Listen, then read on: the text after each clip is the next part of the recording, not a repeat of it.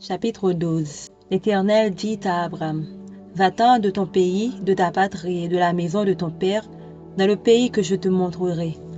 Je ferai de toi une grande nation et je te bénirai.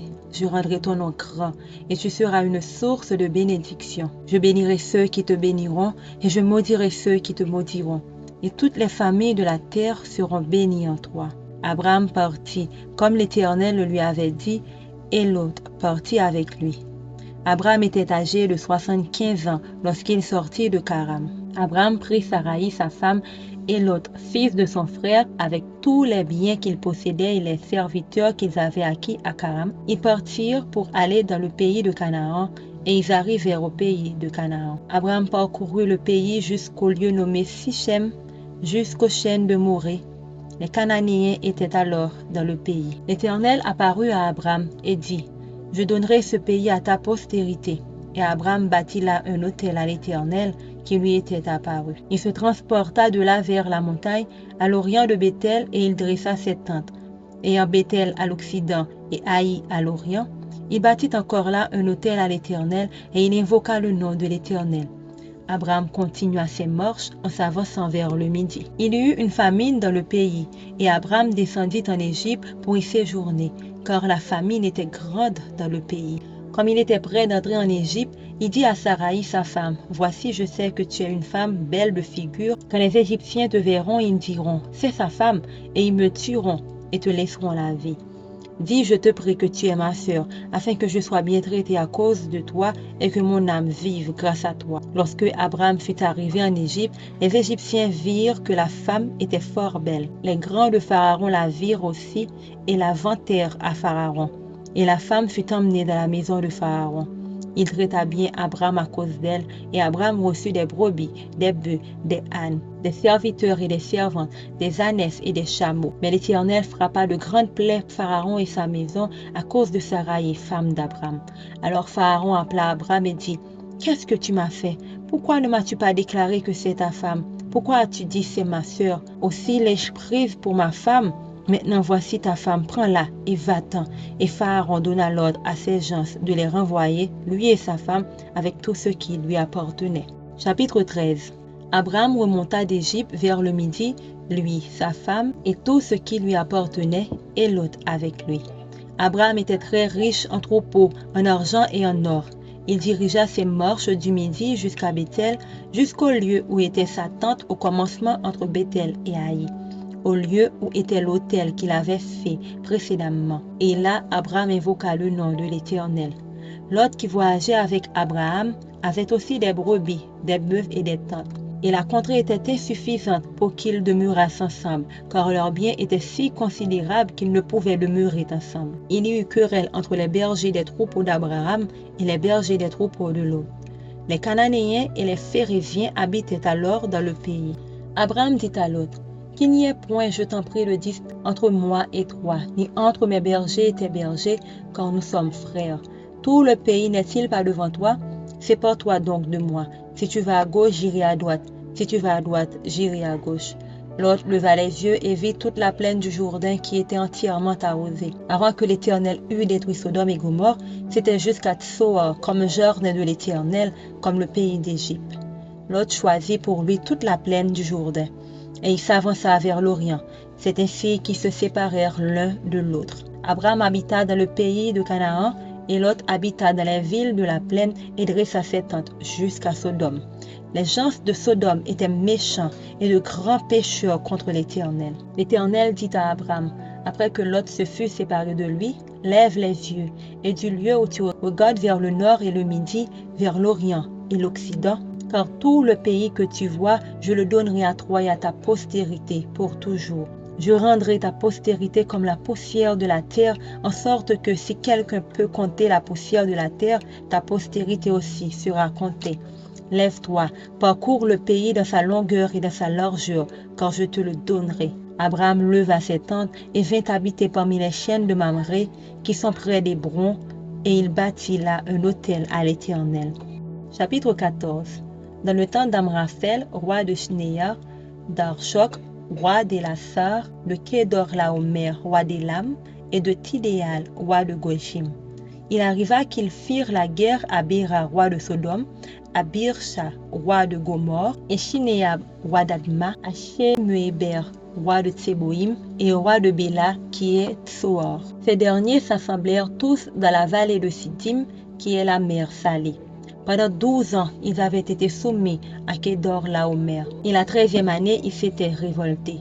Mais la 14e année, Kédor Laomer et les rois qui étaient avec lui se mirent en marche et ils bâtirent les Réphaïm, Astéroth Cornaïm, les Uzim à Ham, les Émim à Shavekir-Jataïm, et les Horiens dans leurs montagnes de Séhir jusqu'aux chaînes de Paran qui est près du désert. Puis ils s'en retournèrent vers à En-Mishpat qui est Kadès et bâtirent les Amalécites sur tout leur territoire, ainsi que les Amoréens établis à Hatsatson Tamar. Alors s'avancèrent le roi de Sodome, le roi de Gomorre, le roi d'Adma, le roi de Tseboïm et le roi de Béla qui est Tsoar. Et ils se rangèrent en bataille contre eux dans la vallée de Siddim, contre Kédorlaomer, roi d'Élam Tidéal, roi de Gojim, Amraphel, roi de Shinéa, et Arjok, roi d'Élasar, 4 rois contre 5. La vallée de Siddim était couverte de puits de bitume. Le roi de Sodome et celui de Gomorre prirent la fuite et y tombèrent. Le reste s'enfuit vers la montagne. Les vainqueurs enlevèrent toutes les richesses de Sodome et de Gomorre et toutes leurs provisions et ils s'en allèrent. Ils enlevèrent aussi avec ses biens Lot, fils du frère d'Abraham, qui demeurait à Sodome, et ils s'en allèrent. Un fuyeur vint l'annoncer à Abraham l'Hébreu.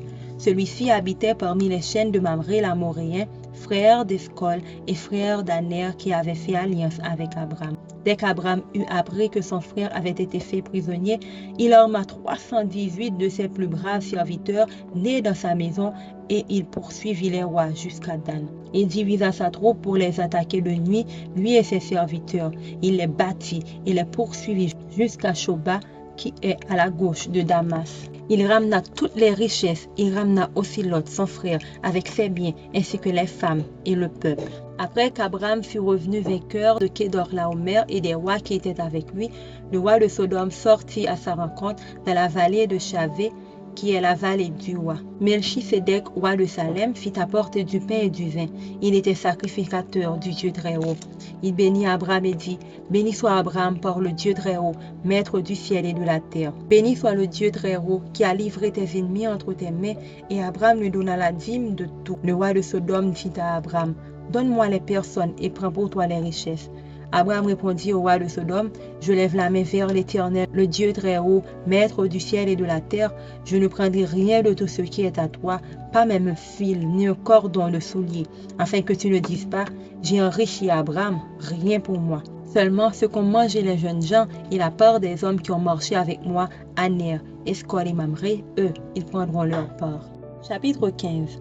Après ces événements, la parole de l'Éternel fut adressée à Abraham dans une vision, et il dit, Abraham, ne crains point, je suis ton bouclier, et ta récompense sera très grande. Abraham répondit, Seigneur Éternel, que me donneras-tu? Je m'en vais sans enfant, et l'héritier de ma maison, c'est Eliezer de Damas. Et Abraham dit, voici, tu ne m'as pas donné de postérité, et celui qui est né de ma maison sera mon héritier. Alors la parole de l'Éternel lui fut adressée ainsi, ce n'est pas lui qui sera ton héritier, mais c'est celui qui sortira de tes entrailles qui sera ton héritier. Et après l'avoir conduit dehors, il dit, regarde vers le ciel et compte les étoiles, si tu peux les compter. Et il lui dit, telle sera ta postérité. Abraham eut confiance en l'Éternel qui le lui imputa à justice. L'Éternel lui dit encore, je suis l'Éternel qui t'a fait sortir d'Ur en Chaldée, pour te donner en possession ce pays.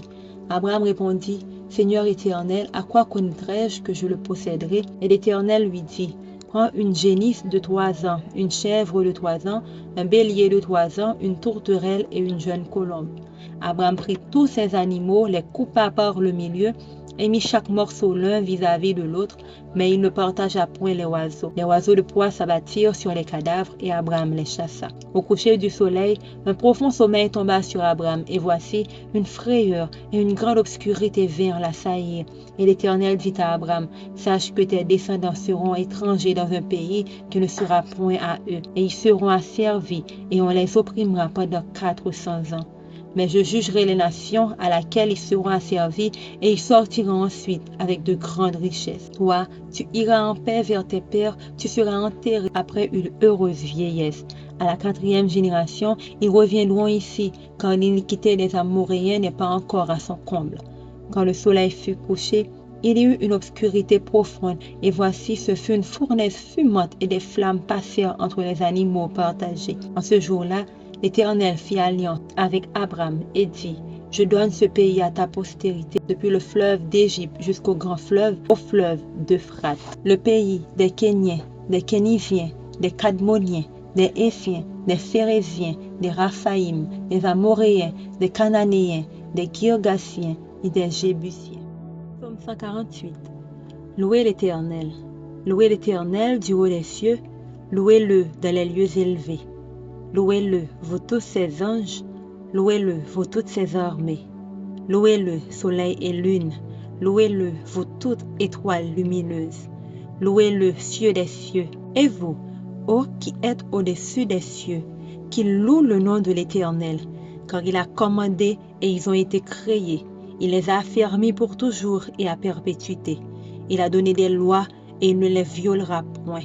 Louez l'Éternel du bas de la terre, monstres marins, et vous tous, abîmes, feu et grêle, neige et brouillard, vents impétueux qui exécutaient ses ordres, montagnes et toutes les collines, arbres fruitiers et tous les cèdres, animaux et tout le bétail, reptiles et oiseaux ailés, rois de la terre et tous les peuples, princes et tous les juges de la terre, jeunes hommes et jeunes filles, vieillards et enfants, qu'ils louent le nom de l'Éternel, car son nom seul est élevé, sa majesté est au-dessus de la terre et des cieux.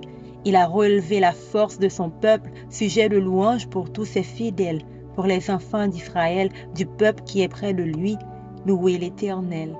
Amen. Chapitre 5. Jésus sur le territoire des Gadaréniens. Guérison de démoniaques. Ils arrivèrent à l'autre bord de la mer, dans le pays des Gadaréniens. Aussitôt que Jésus fut hors de la barque, il vint au-devant de lui un homme, sortant des sépulcres et possédé d'un esprit impur. Cet homme avait sa demeure dans les sépulcres, et personne ne pouvait plus le lier, même avec une chaîne. Car souvent, il avait eu les fers aux pieds et avait été lié de chaînes. Mais il avait rompu les chaînes et brisé les fers, et personne n'avait la force de le dompter. Il était sans cesse, nuit et jour, dans les sépulcres et sur les montagnes, criant et se meurtrissant avec des pierres. Ayant vu Jésus de loin, il accourut, se prosterna devant lui. Il s'écria d'une voix forte, « Qu'y a-t-il entre moi et toi, Jésus, fils du Dieu très haut? Je t'en conjure au nom de Dieu, ne me tourmente pas. » Car Jésus lui disait, « Sors de cet homme, esprit impur. » Et il lui demanda, « Quel est ton nom? » « Légion est mon nom, lui répondit-il, car nous sommes plusieurs. Et il le priait instamment de ne pas les envoyer hors du pays. Il y avait là, vers la montagne, un grand troupeau de pourceaux qui paissaient. Et les démons le prièrent, disant, « Envoie-nous dans ces pourceaux, afin que nous entrions en eux. » Il le leur permit. Et les esprits impurs sortirent, entrèrent dans les pourceaux, et le troupeau se précipita des pentes escarpées dans la mer. Il y avait environ 2000 et ils se noyèrent dans la mer. Ceux qui les faisaient paître s'enfuirent et répandirent la nouvelle dans la ville et dans les campagnes. Les gens allèrent voir ce qui était arrivé. Ils vinrent auprès de Jésus et ils virent le démoniaque, celui qui avait eu la légion, assis, vêtu et dans son bon sens, et ils furent saisis de frayeur. Ceux qui avaient vu ce qui s'était passé leur racontèrent ce qui était arrivé au démoniaque et au pourceau. Alors ils se mirent à supplier Jésus de quitter leur territoire. Comme il montait de la barque, celui qui avait été démoniaque lui demanda la permission de rester avec lui. Jésus ne le lui permit pas, mais il lui dit, « Va dans ta maison, vers les tiens, et raconte-leur tout ce que le Seigneur t'a fait et comment il a eu pitié de toi. » Il s'en alla et se mit à publier dans la Décapole tout ce que Jésus avait fait pour lui, et tous furent dans l'étonnement. Jésus de la barque regagna l'autre rive, où une grande foule s'assembla près de lui. Il était au bord de la mer. Alors vint un des chefs de la synagogue nommé Jaïrus, qui, l'ayant aperçu, se jeta à ses pieds et lui adressa cette instante prière. « Ma petite fille est à l'extrémité. Viens, impose-lui les mains, afin qu'elle soit sauvée, qu'elle vive. » Jésus s'en alla avec lui, et une grande foule le suivait et le pressait. Or, il y avait une femme atteinte d'une perte de sang depuis 12 ans. Elle avait beaucoup souffert entre les mains de plusieurs médecins. Elle avait dépensé tout ce qu'elle possédait et elle n'avait éprouvé aucun soulagement, mais était allée plutôt en empirant. Ayant entendu parler de Jésus, elle vint dans la foule par derrière et toucha son vêtement, car elle disait: si je puis seulement toucher ses vêtements, je serai guérie. Au même instant, la perte de sang s'arrêta et elle sentit dans son corps qu'elle était guérie de son mal. Jésus connut aussitôt en lui-même qu'une force était sortie de lui et se retournant au milieu de la foule, il dit: qui a touché mes vêtements? Ses disciples lui dirent: tu vois la foule qui te presse et tu dis: qui m'a touché? Et il regardait autour de lui pour voir celle qui avait fait cela. La femme, effrayée et tremblante, sachant ce qui s'était passé en elle, vint se jeter à ses pieds et lui dit toute la vérité. Mais Jésus lui dit: ma fille, ta foi t'a sauvée. Va en paix et sois guérie de ton mal. Comme il parlait encore, survinrent de chez le chef de la synagogue des gens qui dirent: ta fille est morte, pourquoi importuner davantage le maître? Mais Jésus, sans tenir compte de ces paroles, dit au chef de la synagogue: ne crains pas, crois seulement. Et il ne permit à personne de l'accompagner, si ce n'est à Pierre, à Jacques et à Jean, frères de Jacques. Ils arrivèrent à la maison du chef de la synagogue, où Jésus vit une foule bruyante et des gens qui pleuraient et poussaient de grands cris. Il entra et leur dit: pourquoi faites-vous du bruit et pourquoi pleurez-vous? L'enfant n'est pas morte, mais elle dort. Et ils se moquaient de lui. Alors, ayant fait sortir tout le monde, il prit avec lui le père et la mère de l'enfant et ceux qui l'avaient accompagné, et il entra là où était l'enfant. Il la saisit par la main et lui dit: Talitha koumi, ce qui signifie: jeune fille, lève-toi, je te le dis. Aussitôt la jeune fille se leva et se mit à marcher, car elle avait 12 ans. Et ils furent dans un grand étonnement. Jésus leur adressa de fortes recommandations pour que personne ne sût la chose, et il dit qu'on donnât à manger à la jeune fille. Amen.